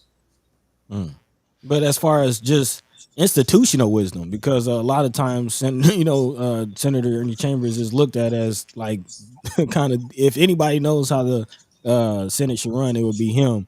Was there any of those conversations, not necessarily on bills, but just if you want to get any bill passed, you should do X, Y, and Z, or if you come up against a filibuster, you should do X, Y, and Z. Was any of that information passed along? No, I mean, just natural like observation. But if you're coming from two different mindsets, I'm coming down to stop bad bills versus I'm coming down to help my community, there are two different mindsets. And I'm not saying which one's right or wrong. I'm just saying that for the last maybe 50 years, stopping bills hasn't moved our agenda forward, hasn't moved the community forward. And in fact, since me playing basketball at Kellum basketball on 24th and Cummings, you know, what's really changed besides new buildings? At the end of the day, you know, people I grew up with still, their family members still getting shot, their family members still going to jail, their family members still don't have proper jobs or good paying jobs. And when you drive down 30th, I mean, has a whole lot changed in my opinion? No. Has things gotten worse? Yes. Is there a false perception of North Omaha getting better? Yeah. I mean, we got some shiny buildings, but at the end of the day, the overall condition hasn't changed. The state of the people. Let's shift gears real quick. It's 8:23. If you believe in the concept of time, if you're just joining us, we're Senator Justin Wayne, Senator Terrell Mckinney, yeah, we've been talking about some things all week long that we were really, really excited that you guys was coming in on Monday so we can talk about. That was one of them, Brother Chambers running. Another one was we've been asking you, Brother Wayne, about your succession plan this whole time, and finally somebody stepped up to the plate that everybody seems to be proud of in our community. Go ahead. I'm sorry. Well, I was going to say, you know, I did get phone calls. Okay. I got a phone call a while ago from Tracy Hightower, and I got a text message from Ashley. I like Ashley. I appreciate Ashley. I haven't sat down or met with Ashley, but there'd be probably no reason why I wouldn't throw my support behind Ashley. I think it's important that we keep having diversity down there, and not just diversity from gender, but also diversity from thought. And I think that's important, especially when we keep talking about nuances and things like that. So So no, I was supposed to meet with her on Monday, but there go that perception. She's like, well, I'm meeting with Senator McKinney at 9. I was like, no, y'all go ahead and meet, and then we'll meet later because I don't want people saying that I'm doing something else. Right. And that's the interesting part is there's gossip in every community, but man, in North Omaha, like we tear each other down in such a ways that people don't like. It makes it hard for elected people to even really do their job because you know who got the money in some of these 1024 and 531s. It's damn near I can point back to everybody who had an independent meeting with the governor and intentionally ran around us saying negative things around us. And the problem is they may have got $1 million, but they could have got 10 if they would have just listened to everything we were trying to tell them. But it's the greediness and I think just that Willie Lynch syndrome that we all got to be against each other, and at the end of the day we don't. Like we don't. You know, I would have loved to have Senator Chambers come down and, you know, hey, let's try it. You should navigate this. You should do this. You should do that. You know, we just never had those conversations. And I ain't saying that conversation is happening in their community, but there is a place that they all go to. They all go to a country club. They all go to something.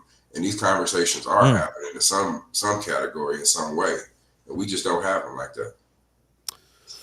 Yeah, we are still here because we know that there's conversations still need to be had. It's just an ongoing thing. But just to let people know, if you haven't heard, Ashley Vaughn, who is the CEO and co-founder and founder of I Be Black Girl.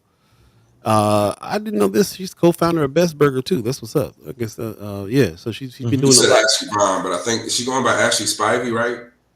Ashley Spivey. It's Ashley Spivey. It's Ashley. Yeah, Ashley Vaughn is like her social media handle. Yeah, you do that. Yeah, Ashley Vaughn is her social media handle. Yeah, her name is Ashley Spivey. Well, I'm just looking at her Facebook page where she's it's her social media handle. Okay, but she's saying she's doing Ashley Vaughn from Nebraska though. That's what I'm looking at the page. So Ashley Vaughn, Ashley Spivey, we know who she is. The point is, we were very excited that when she was running, because we've been asking this question: who's going to take Justin's place when he's gone next year? And so I'm glad to hear that you like that you willing to meet with her. You like her. You thinking about throwing your support behind. That's what's up. Any other insights before we definitely? No, I mean she's been out in the community. She's been working hard. And the thing about it is she got some global perspective. She did some work with Kansas City and some other places, so it brings a different little feel to it, and that's kind of what we need. We need to bring a broader feel because sometimes you don't know what you don't know, and you need to make sure you have these conversations. Yeah, hear that. Beautiful. Love it. Right on, fellas. Well, I appreciate you guys coming in, talking about some things here, clearing up some things that we had questions about all week long, and wanted to hear from you guys personally about. Anything that you want to leave us with, you want to let us know about what's going on this week in legislature bills that we may be able to help support. Anything we could. What's on your mind, buddy? I can see you. Yeah. I'm looking. We do got a couple more minutes, and there's something else, another bombshell that dropped last week that gotta ask y'all about the nonprofits, man. Y'all have been vocal about nonprofits. Y'all have been vocal about how the situation happened, how we need to as a community get from under nonprofits.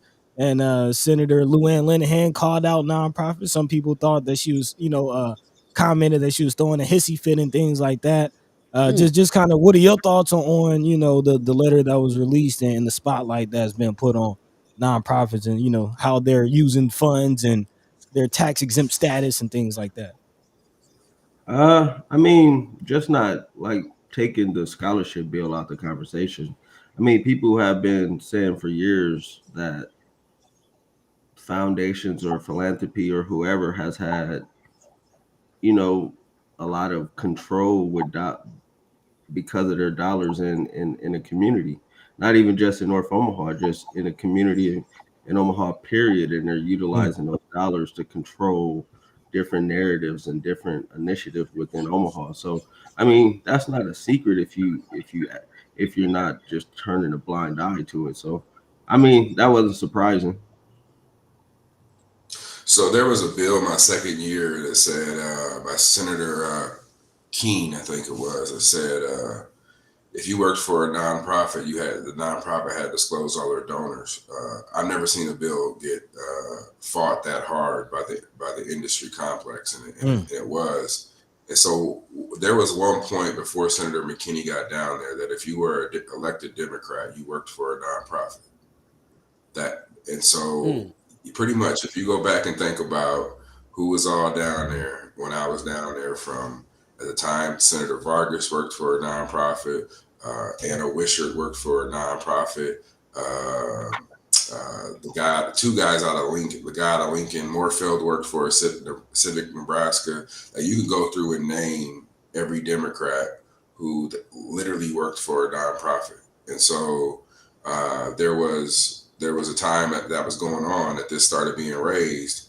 And I think, with Senator Linehan, she's been getting, I say, beat up in media about her bill for so long by these nonprofits that she said, well, how y'all doing all this politicking when nonprofits can't politic?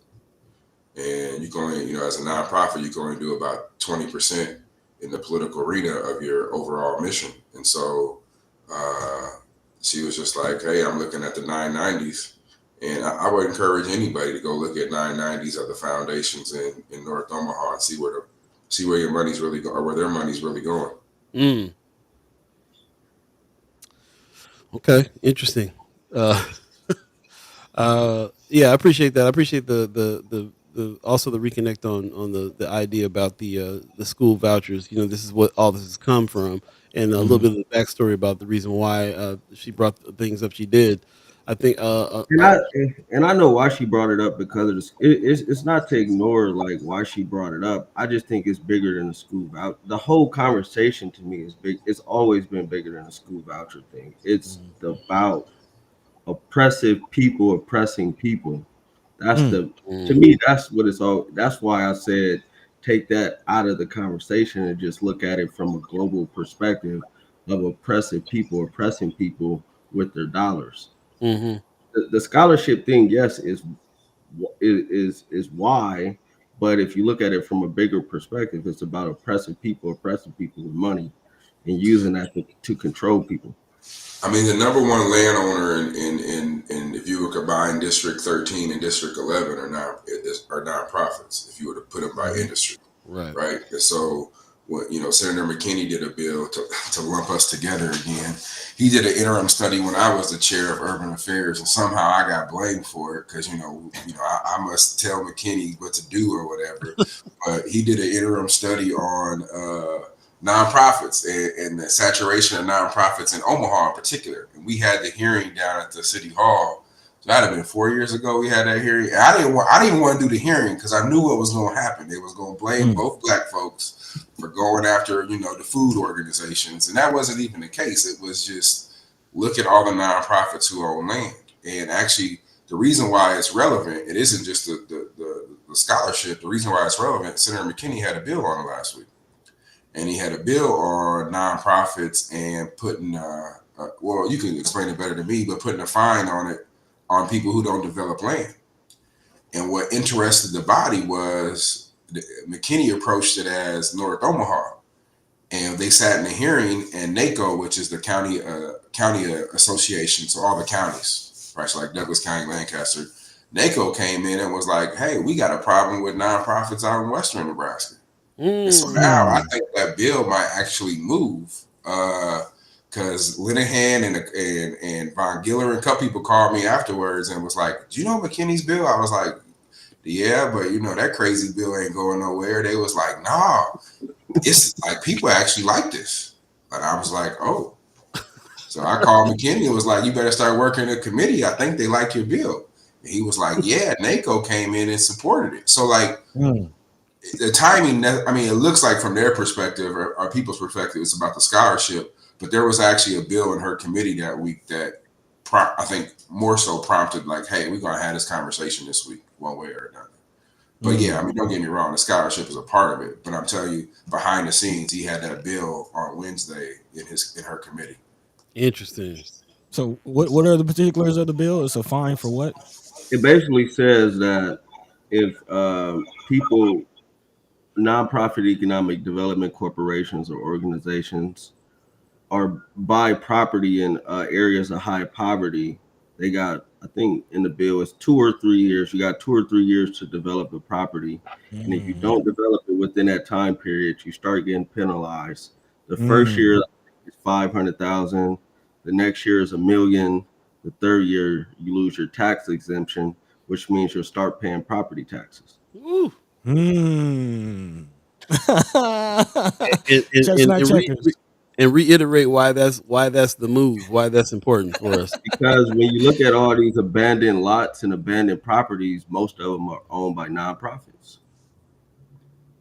in North Omaha. That was a realization I had covering the land bank. Most of the properties that are purchased by the land bank are nonprofits. Actually, almost 80 to 90% of the properties that are purchased from the land bank are purchased by nonprofits. So when you talk about why our community, go ahead, sorry about that. No, I was gonna say, like, so when you talk about why our community is underdeveloped, point back to nonprofit organizations. And so just to show how that works, when Terrell came in first year, he worked a bill in at the time, Urban Affairs. It was my bill, but I wasn't working it because this has been his issue. And I'll just be honest, it wasn't, not that I didn't care. It wasn't on my radar. Until his first year. And so what we looked at was two things. One, we set aside money for workforce housing or middle income housing, and all the nonprofits took $1 million. 8 nonprofits took $1 million each and didn't do anything for 2 years. So we said you couldn't even apply for new funds until you first spent at least 80% of what you already got the first time, right? So you couldn't even apply. So that was part of Mckinney. And then the second thing we did with Mckinney was we went back, because what happened in the land bank was holding property for nonprofits so they could stay out of the tax rolls and nobody can know how much money or how much property they had. So we passed a law saying that moving forward, the land bank can't hold land for nonprofits for more than 2 years. So they were trying to hide land in the nonprofits. So that's like two things that, like, Mckinney probably didn't share on Facebook and put all over because they were just small provisions in a bigger bill. But at the end of the day, that's fundamentally changing our community, saying, no, you can't just hold stuff. Fighting a good fight, bro. Yeah. Fighting a good fight. That, when we talk about finding solutions to some of those kinds of issues, we know that there's a whole bunch of different things that we got to do, starting with the laws about what people can and can't do in our neighborhoods. So this is huge. It's really heavy. It's hit me right now, like how heavy that is. So I appreciate that. I'm happy to hear there's some movement on that bill too. There's sounds like some support coming. Appreciate that very much. Any other thoughts that you guys got on what's happening this week for us to try to help do something about? I'm really not sure. Well, I looked at that. I actually got to get down the link, and I got a bill on consent calendar, but it's a bill for. Yeah, how you get on consent calendar, bro? What? I don't know. So consent calendar, for those who are watching, are supposedly non-controversial bills with like unanimous support, and so you can only filibuster for 15 minutes, and you gotta go to a vote on it, and it's like really no debate. You just kind of open. And everybody votes yeah. In order to get it off a consent calendar, you got to have 5 senators sign a letter. Like, I got maybe one consent calendar in 8 years. This dude already got consent calendars. What's going on? Well, that's what's up. It was for the league, so that's probably why. Oh, okay. So basically, that means bills that you're pushing could get fast tracked. Yeah. Man, beautiful. And how much longer we got in the session just to keep track? Probably. You breaking up, Brother Wayne? I think we are on day 20. We on day 37. Can you hear me? Yeah, I can hear you. Yep. Okay, yeah, we're on day 37, but I don't know. It's rumors they might try to pause the session or something. Really? Yeah. So let me back up a while. We might pause the session. So this is the critical thing. So last year when Mckinney introduced his I want people to understand this, and I don't care if you use this as a commercial. This is not paid for by Mckinney, but you need to understand. Last year, when Mckinney passed the no suspension bill, superintendents went up in an uproar. There was also a superintendent pay bill that limits superintendents' pay.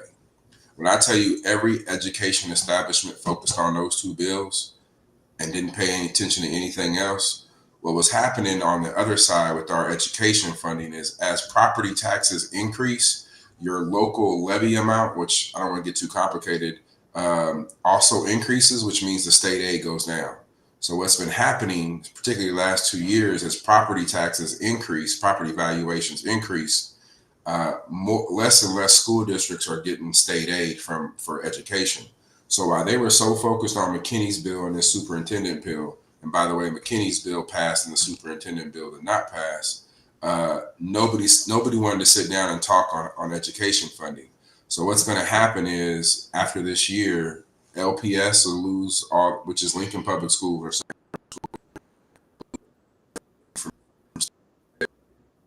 Yo, you breaking up? We losing you.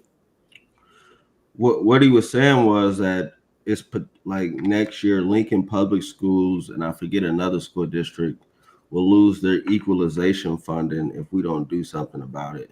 So they've been talking about potentially pausing a session or potentially doing a special session to try to figure it out.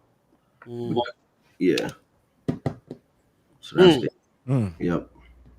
Okay. So what would happen to LPS if they lose that equalization funding? Will they start losing programs? Will schools start shutting down? What will be? What's at stake? I guess. You'd have to find it somewhere else. It'll be interesting. Yeah. Okay. Yep. You back, Senator. He explained what was going on with Lincoln Public School and the other district. Lincoln, Norfolk, all of them about to lose money. So we might have to have a special session, or they're going to pause session. And I attribute all that to McKinney's suspension bill, that they lost their minds and wasn't talking about long term. And again, that bill passed, which is you can't be suspending little kids type of. Yeah, but they trying to figure out how to suspend kids again, and it's been annoying. Well, man, we gotta get to Lincoln, y'all. So appreciate y'all. Yeah, appreciate y'all too, man. I'll let you go. Thanks for staying a little later on and breaking some of this stuff down for us. We'll see you again next week. Stay up this week, man. All right. Kimra, there are nonprofits that are economic development corporations. Like the Omaha Economic Development Corporation. Right. I knew it's confusing, but it's a nonprofit. Yeah. Paul, that was the Paul's point. Right. Paul was like, wait, what? Figured that out like 2 weeks ago. Like, hold up. Time out. All right, fellas. Good luck at the legislature. Have a good Peace.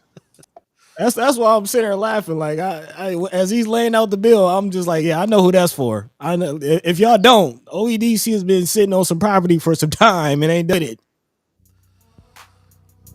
We'll take a quick break. You listen to the First Guy Omaha in the morning. In the morning. Stay tuned, y'all. We'll be right back with the Habs.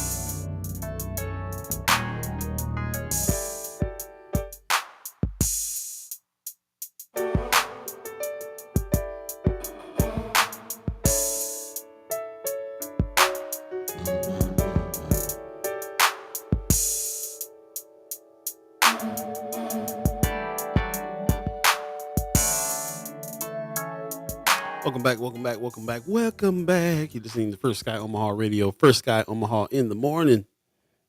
In the morning. Paul B, Buddi3 Da Gawd. Zane says, hi, Uncle Paul. What's up, Zane? What's going on, my brother? The dude. My grill partner. It's going down this morning. Appreciate everybody with the comments. I'm sorry that I have not gotten to your comments so much. Man. So in this show, there's definitely some hold up here, some tech issues where it would stick and then it would unstick, and I'd be like, oh man, there's 50 comments now. So really, if you had any questions for the senators or for Brother Kasim or Brother Sherman Wells, put them in Friends of First Sky Omaha. And also, if you miss any parts of this show, go back and check it out on Facebook and YouTube so that you can check out the chats, see the comments and the questions. We appreciate everybody who's joined in and participated, even if I did not get a chance to read your comments. So I appreciate it very much. I see some good ones in here.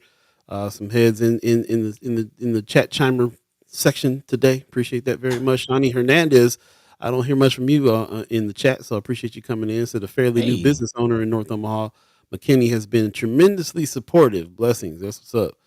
Shout out to you in the 1802 and Island Chill, which is coming from the islands. Man, with it. Yeah. Taking us right near the beach. Right near the beach with it. I see Wells Avell in the chat. Appreciate you, bro. Sister Yarbro's in the chat. That's what's up. Gwen Easter's in the chat this morning. Yeah, man. So I appreciate everybody that's come in and contributing to this conversation here for sure. We had a lot to talk about today with all those guests that we had and things that we need to catch up with the senators in particular. So we got some answers on. We kind of got some answers on some stuff and kind of, just wanted to hear from them on a few of those issues. So yeah. I'm still going to reach out to Brother Chambers, see if he wants to come on the show and talk. I did hear that Brother Sherman Wells, I forgot to ask him about this, but Brother Wells said that he was going to have Brother Chambers on to speak.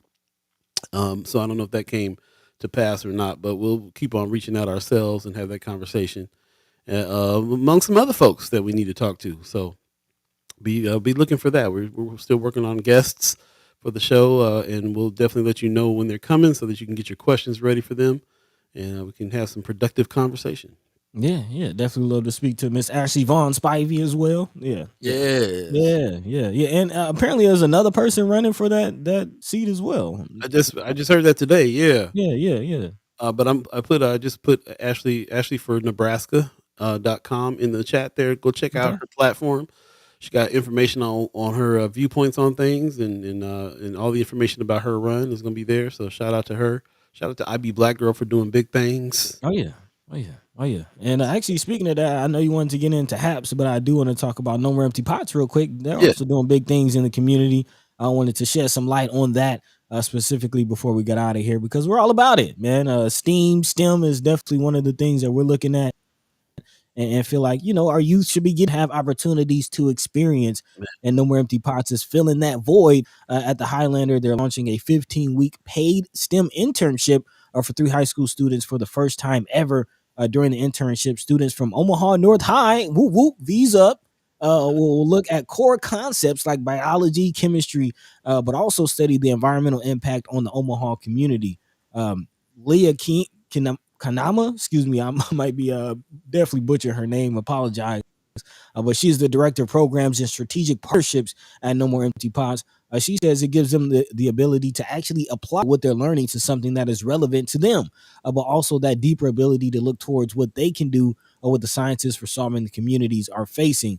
So definitely, not just learning things, but solutions based, as Brother Kasim said. Anne-Marie Meeman, at Omaha North High School senior, says her first project has been exciting.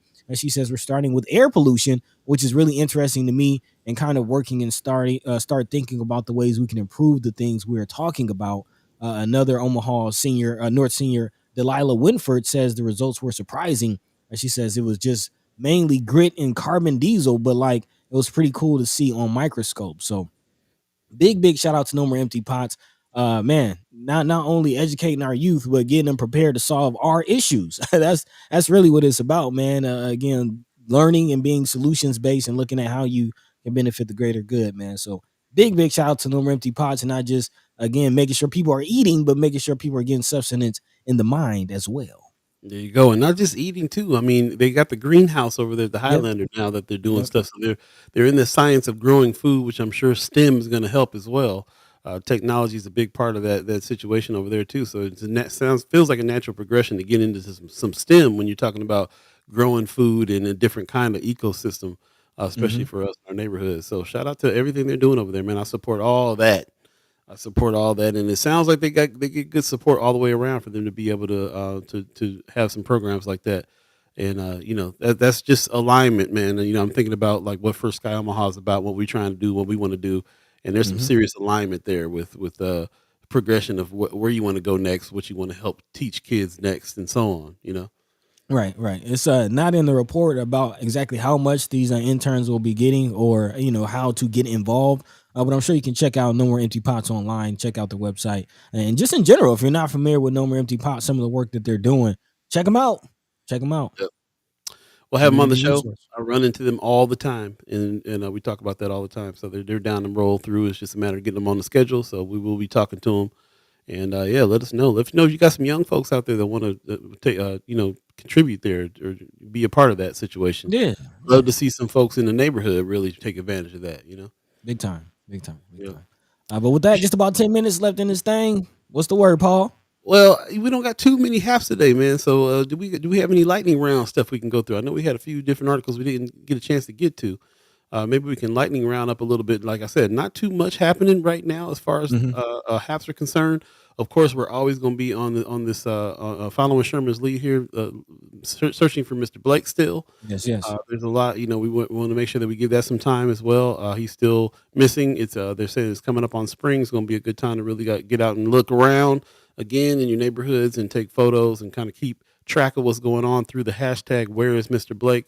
As you heard Brother Sherman Wells talk about their work, he didn't talk about it on our show, but he talked about it on his sermon, Sunday sermon with Sherman yesterday, live on YouTube, and he talked a lot about the account that they had to go get in order to start putting some money together to reward money together. Excuse me, and so that's going on there. More information on that you can call. You can hit Sherman up on his Facebook page or his YouTube page, and if you know him personally.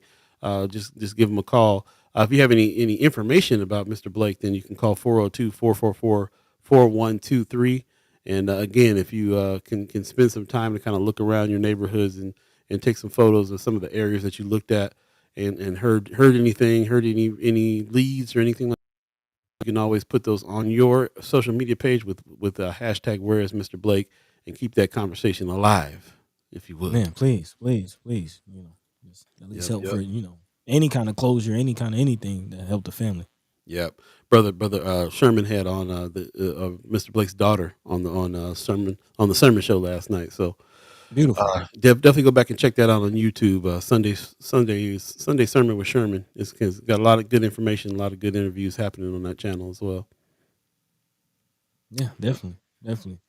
So I guess if you want to, we can jump into a quick lightning round before we get out of here, letting the people know what's going on. As always, if there's anything happening, feel free to drop that in the chat or drop that in the friends of and keep the conversation going. So big shout out to everybody who's already joined the conversation, letting your mind be free, letting your voice be heard. Just about 7 minutes left in this thing. So let's go ahead and dive into a quick lightning round. This is coming out of Omaha World Herald, something that we've been looking at as far as just all of the development in Omaha, especially in the Riverside, downtown, midtown area. And now Omaha World Herald is breaking the news of a possible $175 million expansion of Omaha's convention center, which has been quietly moving forward with the board of CHI Health Center recently approving millions of dollars in contracts for a project that could boost Omaha's flourishing riverfront. Again, the project will add 24 more meeting rooms and enhance the appearance of the Missouri Riverside of the facility. The goal will be to help Omaha compete for bigger conventions and meetings along with visitors and tourist dollars they bring. Again, this is a part of a intent push to make Omaha a tourist attraction. They're trying to make Omaha a Midwestern tourist area, and this is all a part of that. Mayor Gene Stothert, who is backing the plan, says we're missing out on a whole other level of conventions that could bring more people and dollars and development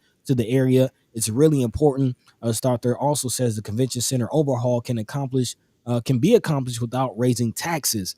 So for those taxpayers out there and wondering how that might impact your bottom line, again, looks like that might not be the case. the original construction bonds on city-owned facility built for $290 million 2 decades ago. So again, more development downtown, more money. We'll see the impact on the north side. In other news, this is something that we should definitely be looking out for. A bill, this is coming out of KMTV3, a bill would ban recording police officers within 10 feet while performing their duties. And this is for individuals who might find themselves in an interaction, excuse me, say that 5 times fast, in an interaction with police. They won't be able to record as a part of LB 1185, which would allow officers to charge someone with obstruction if they record within 10 feet of the officer performing their duties. Senator John Lowe, who introduced the bill, says they have concerns with individuals who come up to them during a traffic stop or other official interactions with individuals and shove a camera or phone in their face. And apparently this bill is to stop that. So again, as recording police interactions has become something very, very popular on social media, be aware that if you get too close, man, you could be hit with the obstruction of justice, which I'm not sure exactly the fine or any time that comes with that, but I'm sure it's not going to be easy for you. So definitely keep that in mind. Slippery slope. Yeah, man, definitely slippery slope. Also, another slippery slope is a bill that some are saying will penalize our homeless brothers and sisters. This coming out of the Nebraska Examiner, LB 1357, which was proposed by State Senator Mike McDonald of Omaha, looks to address the growing number of quote-unquote unsheltered homeless people who opt to live in street-side tents instead of homeless shelters. This bill, again, would designate certain areas as camping sites for, again, our houseless brothers and sisters to be able to go to. There will apparently be facilities for them to use. There will also be workers to help them with substance abuse, mental health issues, outreach personnel at this area. However, the thing that's getting a lot of pushback is the charge or the punishment for not going to these camping areas. Again, if you're not in a designated camping area or you fail to leave an area that hasn't been designated as a camping area, you can be punished with up to 3 months in jail and a $500 fine, something that can make someone who was houseless at the time situation even worse. So again, there's a lot of pushback, but LB 1357 is that bill. So definitely keep that in mind as well, especially as we, think about our houses, brothers and sisters. So again, that pretty much does it for our lightning round. Again, if there's anything happening in your hearts, your minds, especially if you have any events to look out for throughout this week, definitely drop that into the chat, drop that in the friends of, and we'll, big it up. Appreciate that, man. It's 3 minutes before the 9 o'clock hour. If you believe in the concept of time, we appreciate everybody that's come on through and commented. It was a full day today. Lots of full guests and a full roster of like RG said, the pulpit is full on this Monday. Yeah, that's real. Everybody's out here, so appreciate everybody that joined in. And Ariel's 402 says, hit the like button on your way out. Do the show a favor and go back and comment or like an older video. Let YouTube know we're still watching. Appreciate that.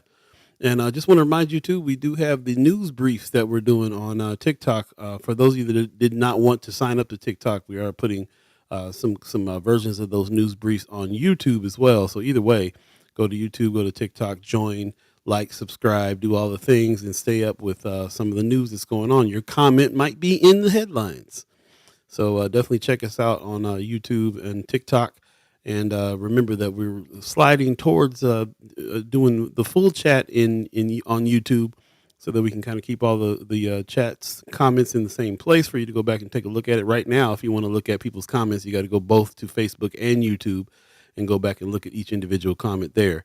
So if you're on Facebook, I highly encourage you to move to YouTube for the chats, so that we can kind of consolidate all those and have a record of what everybody's commenting here, because there's been some good ones.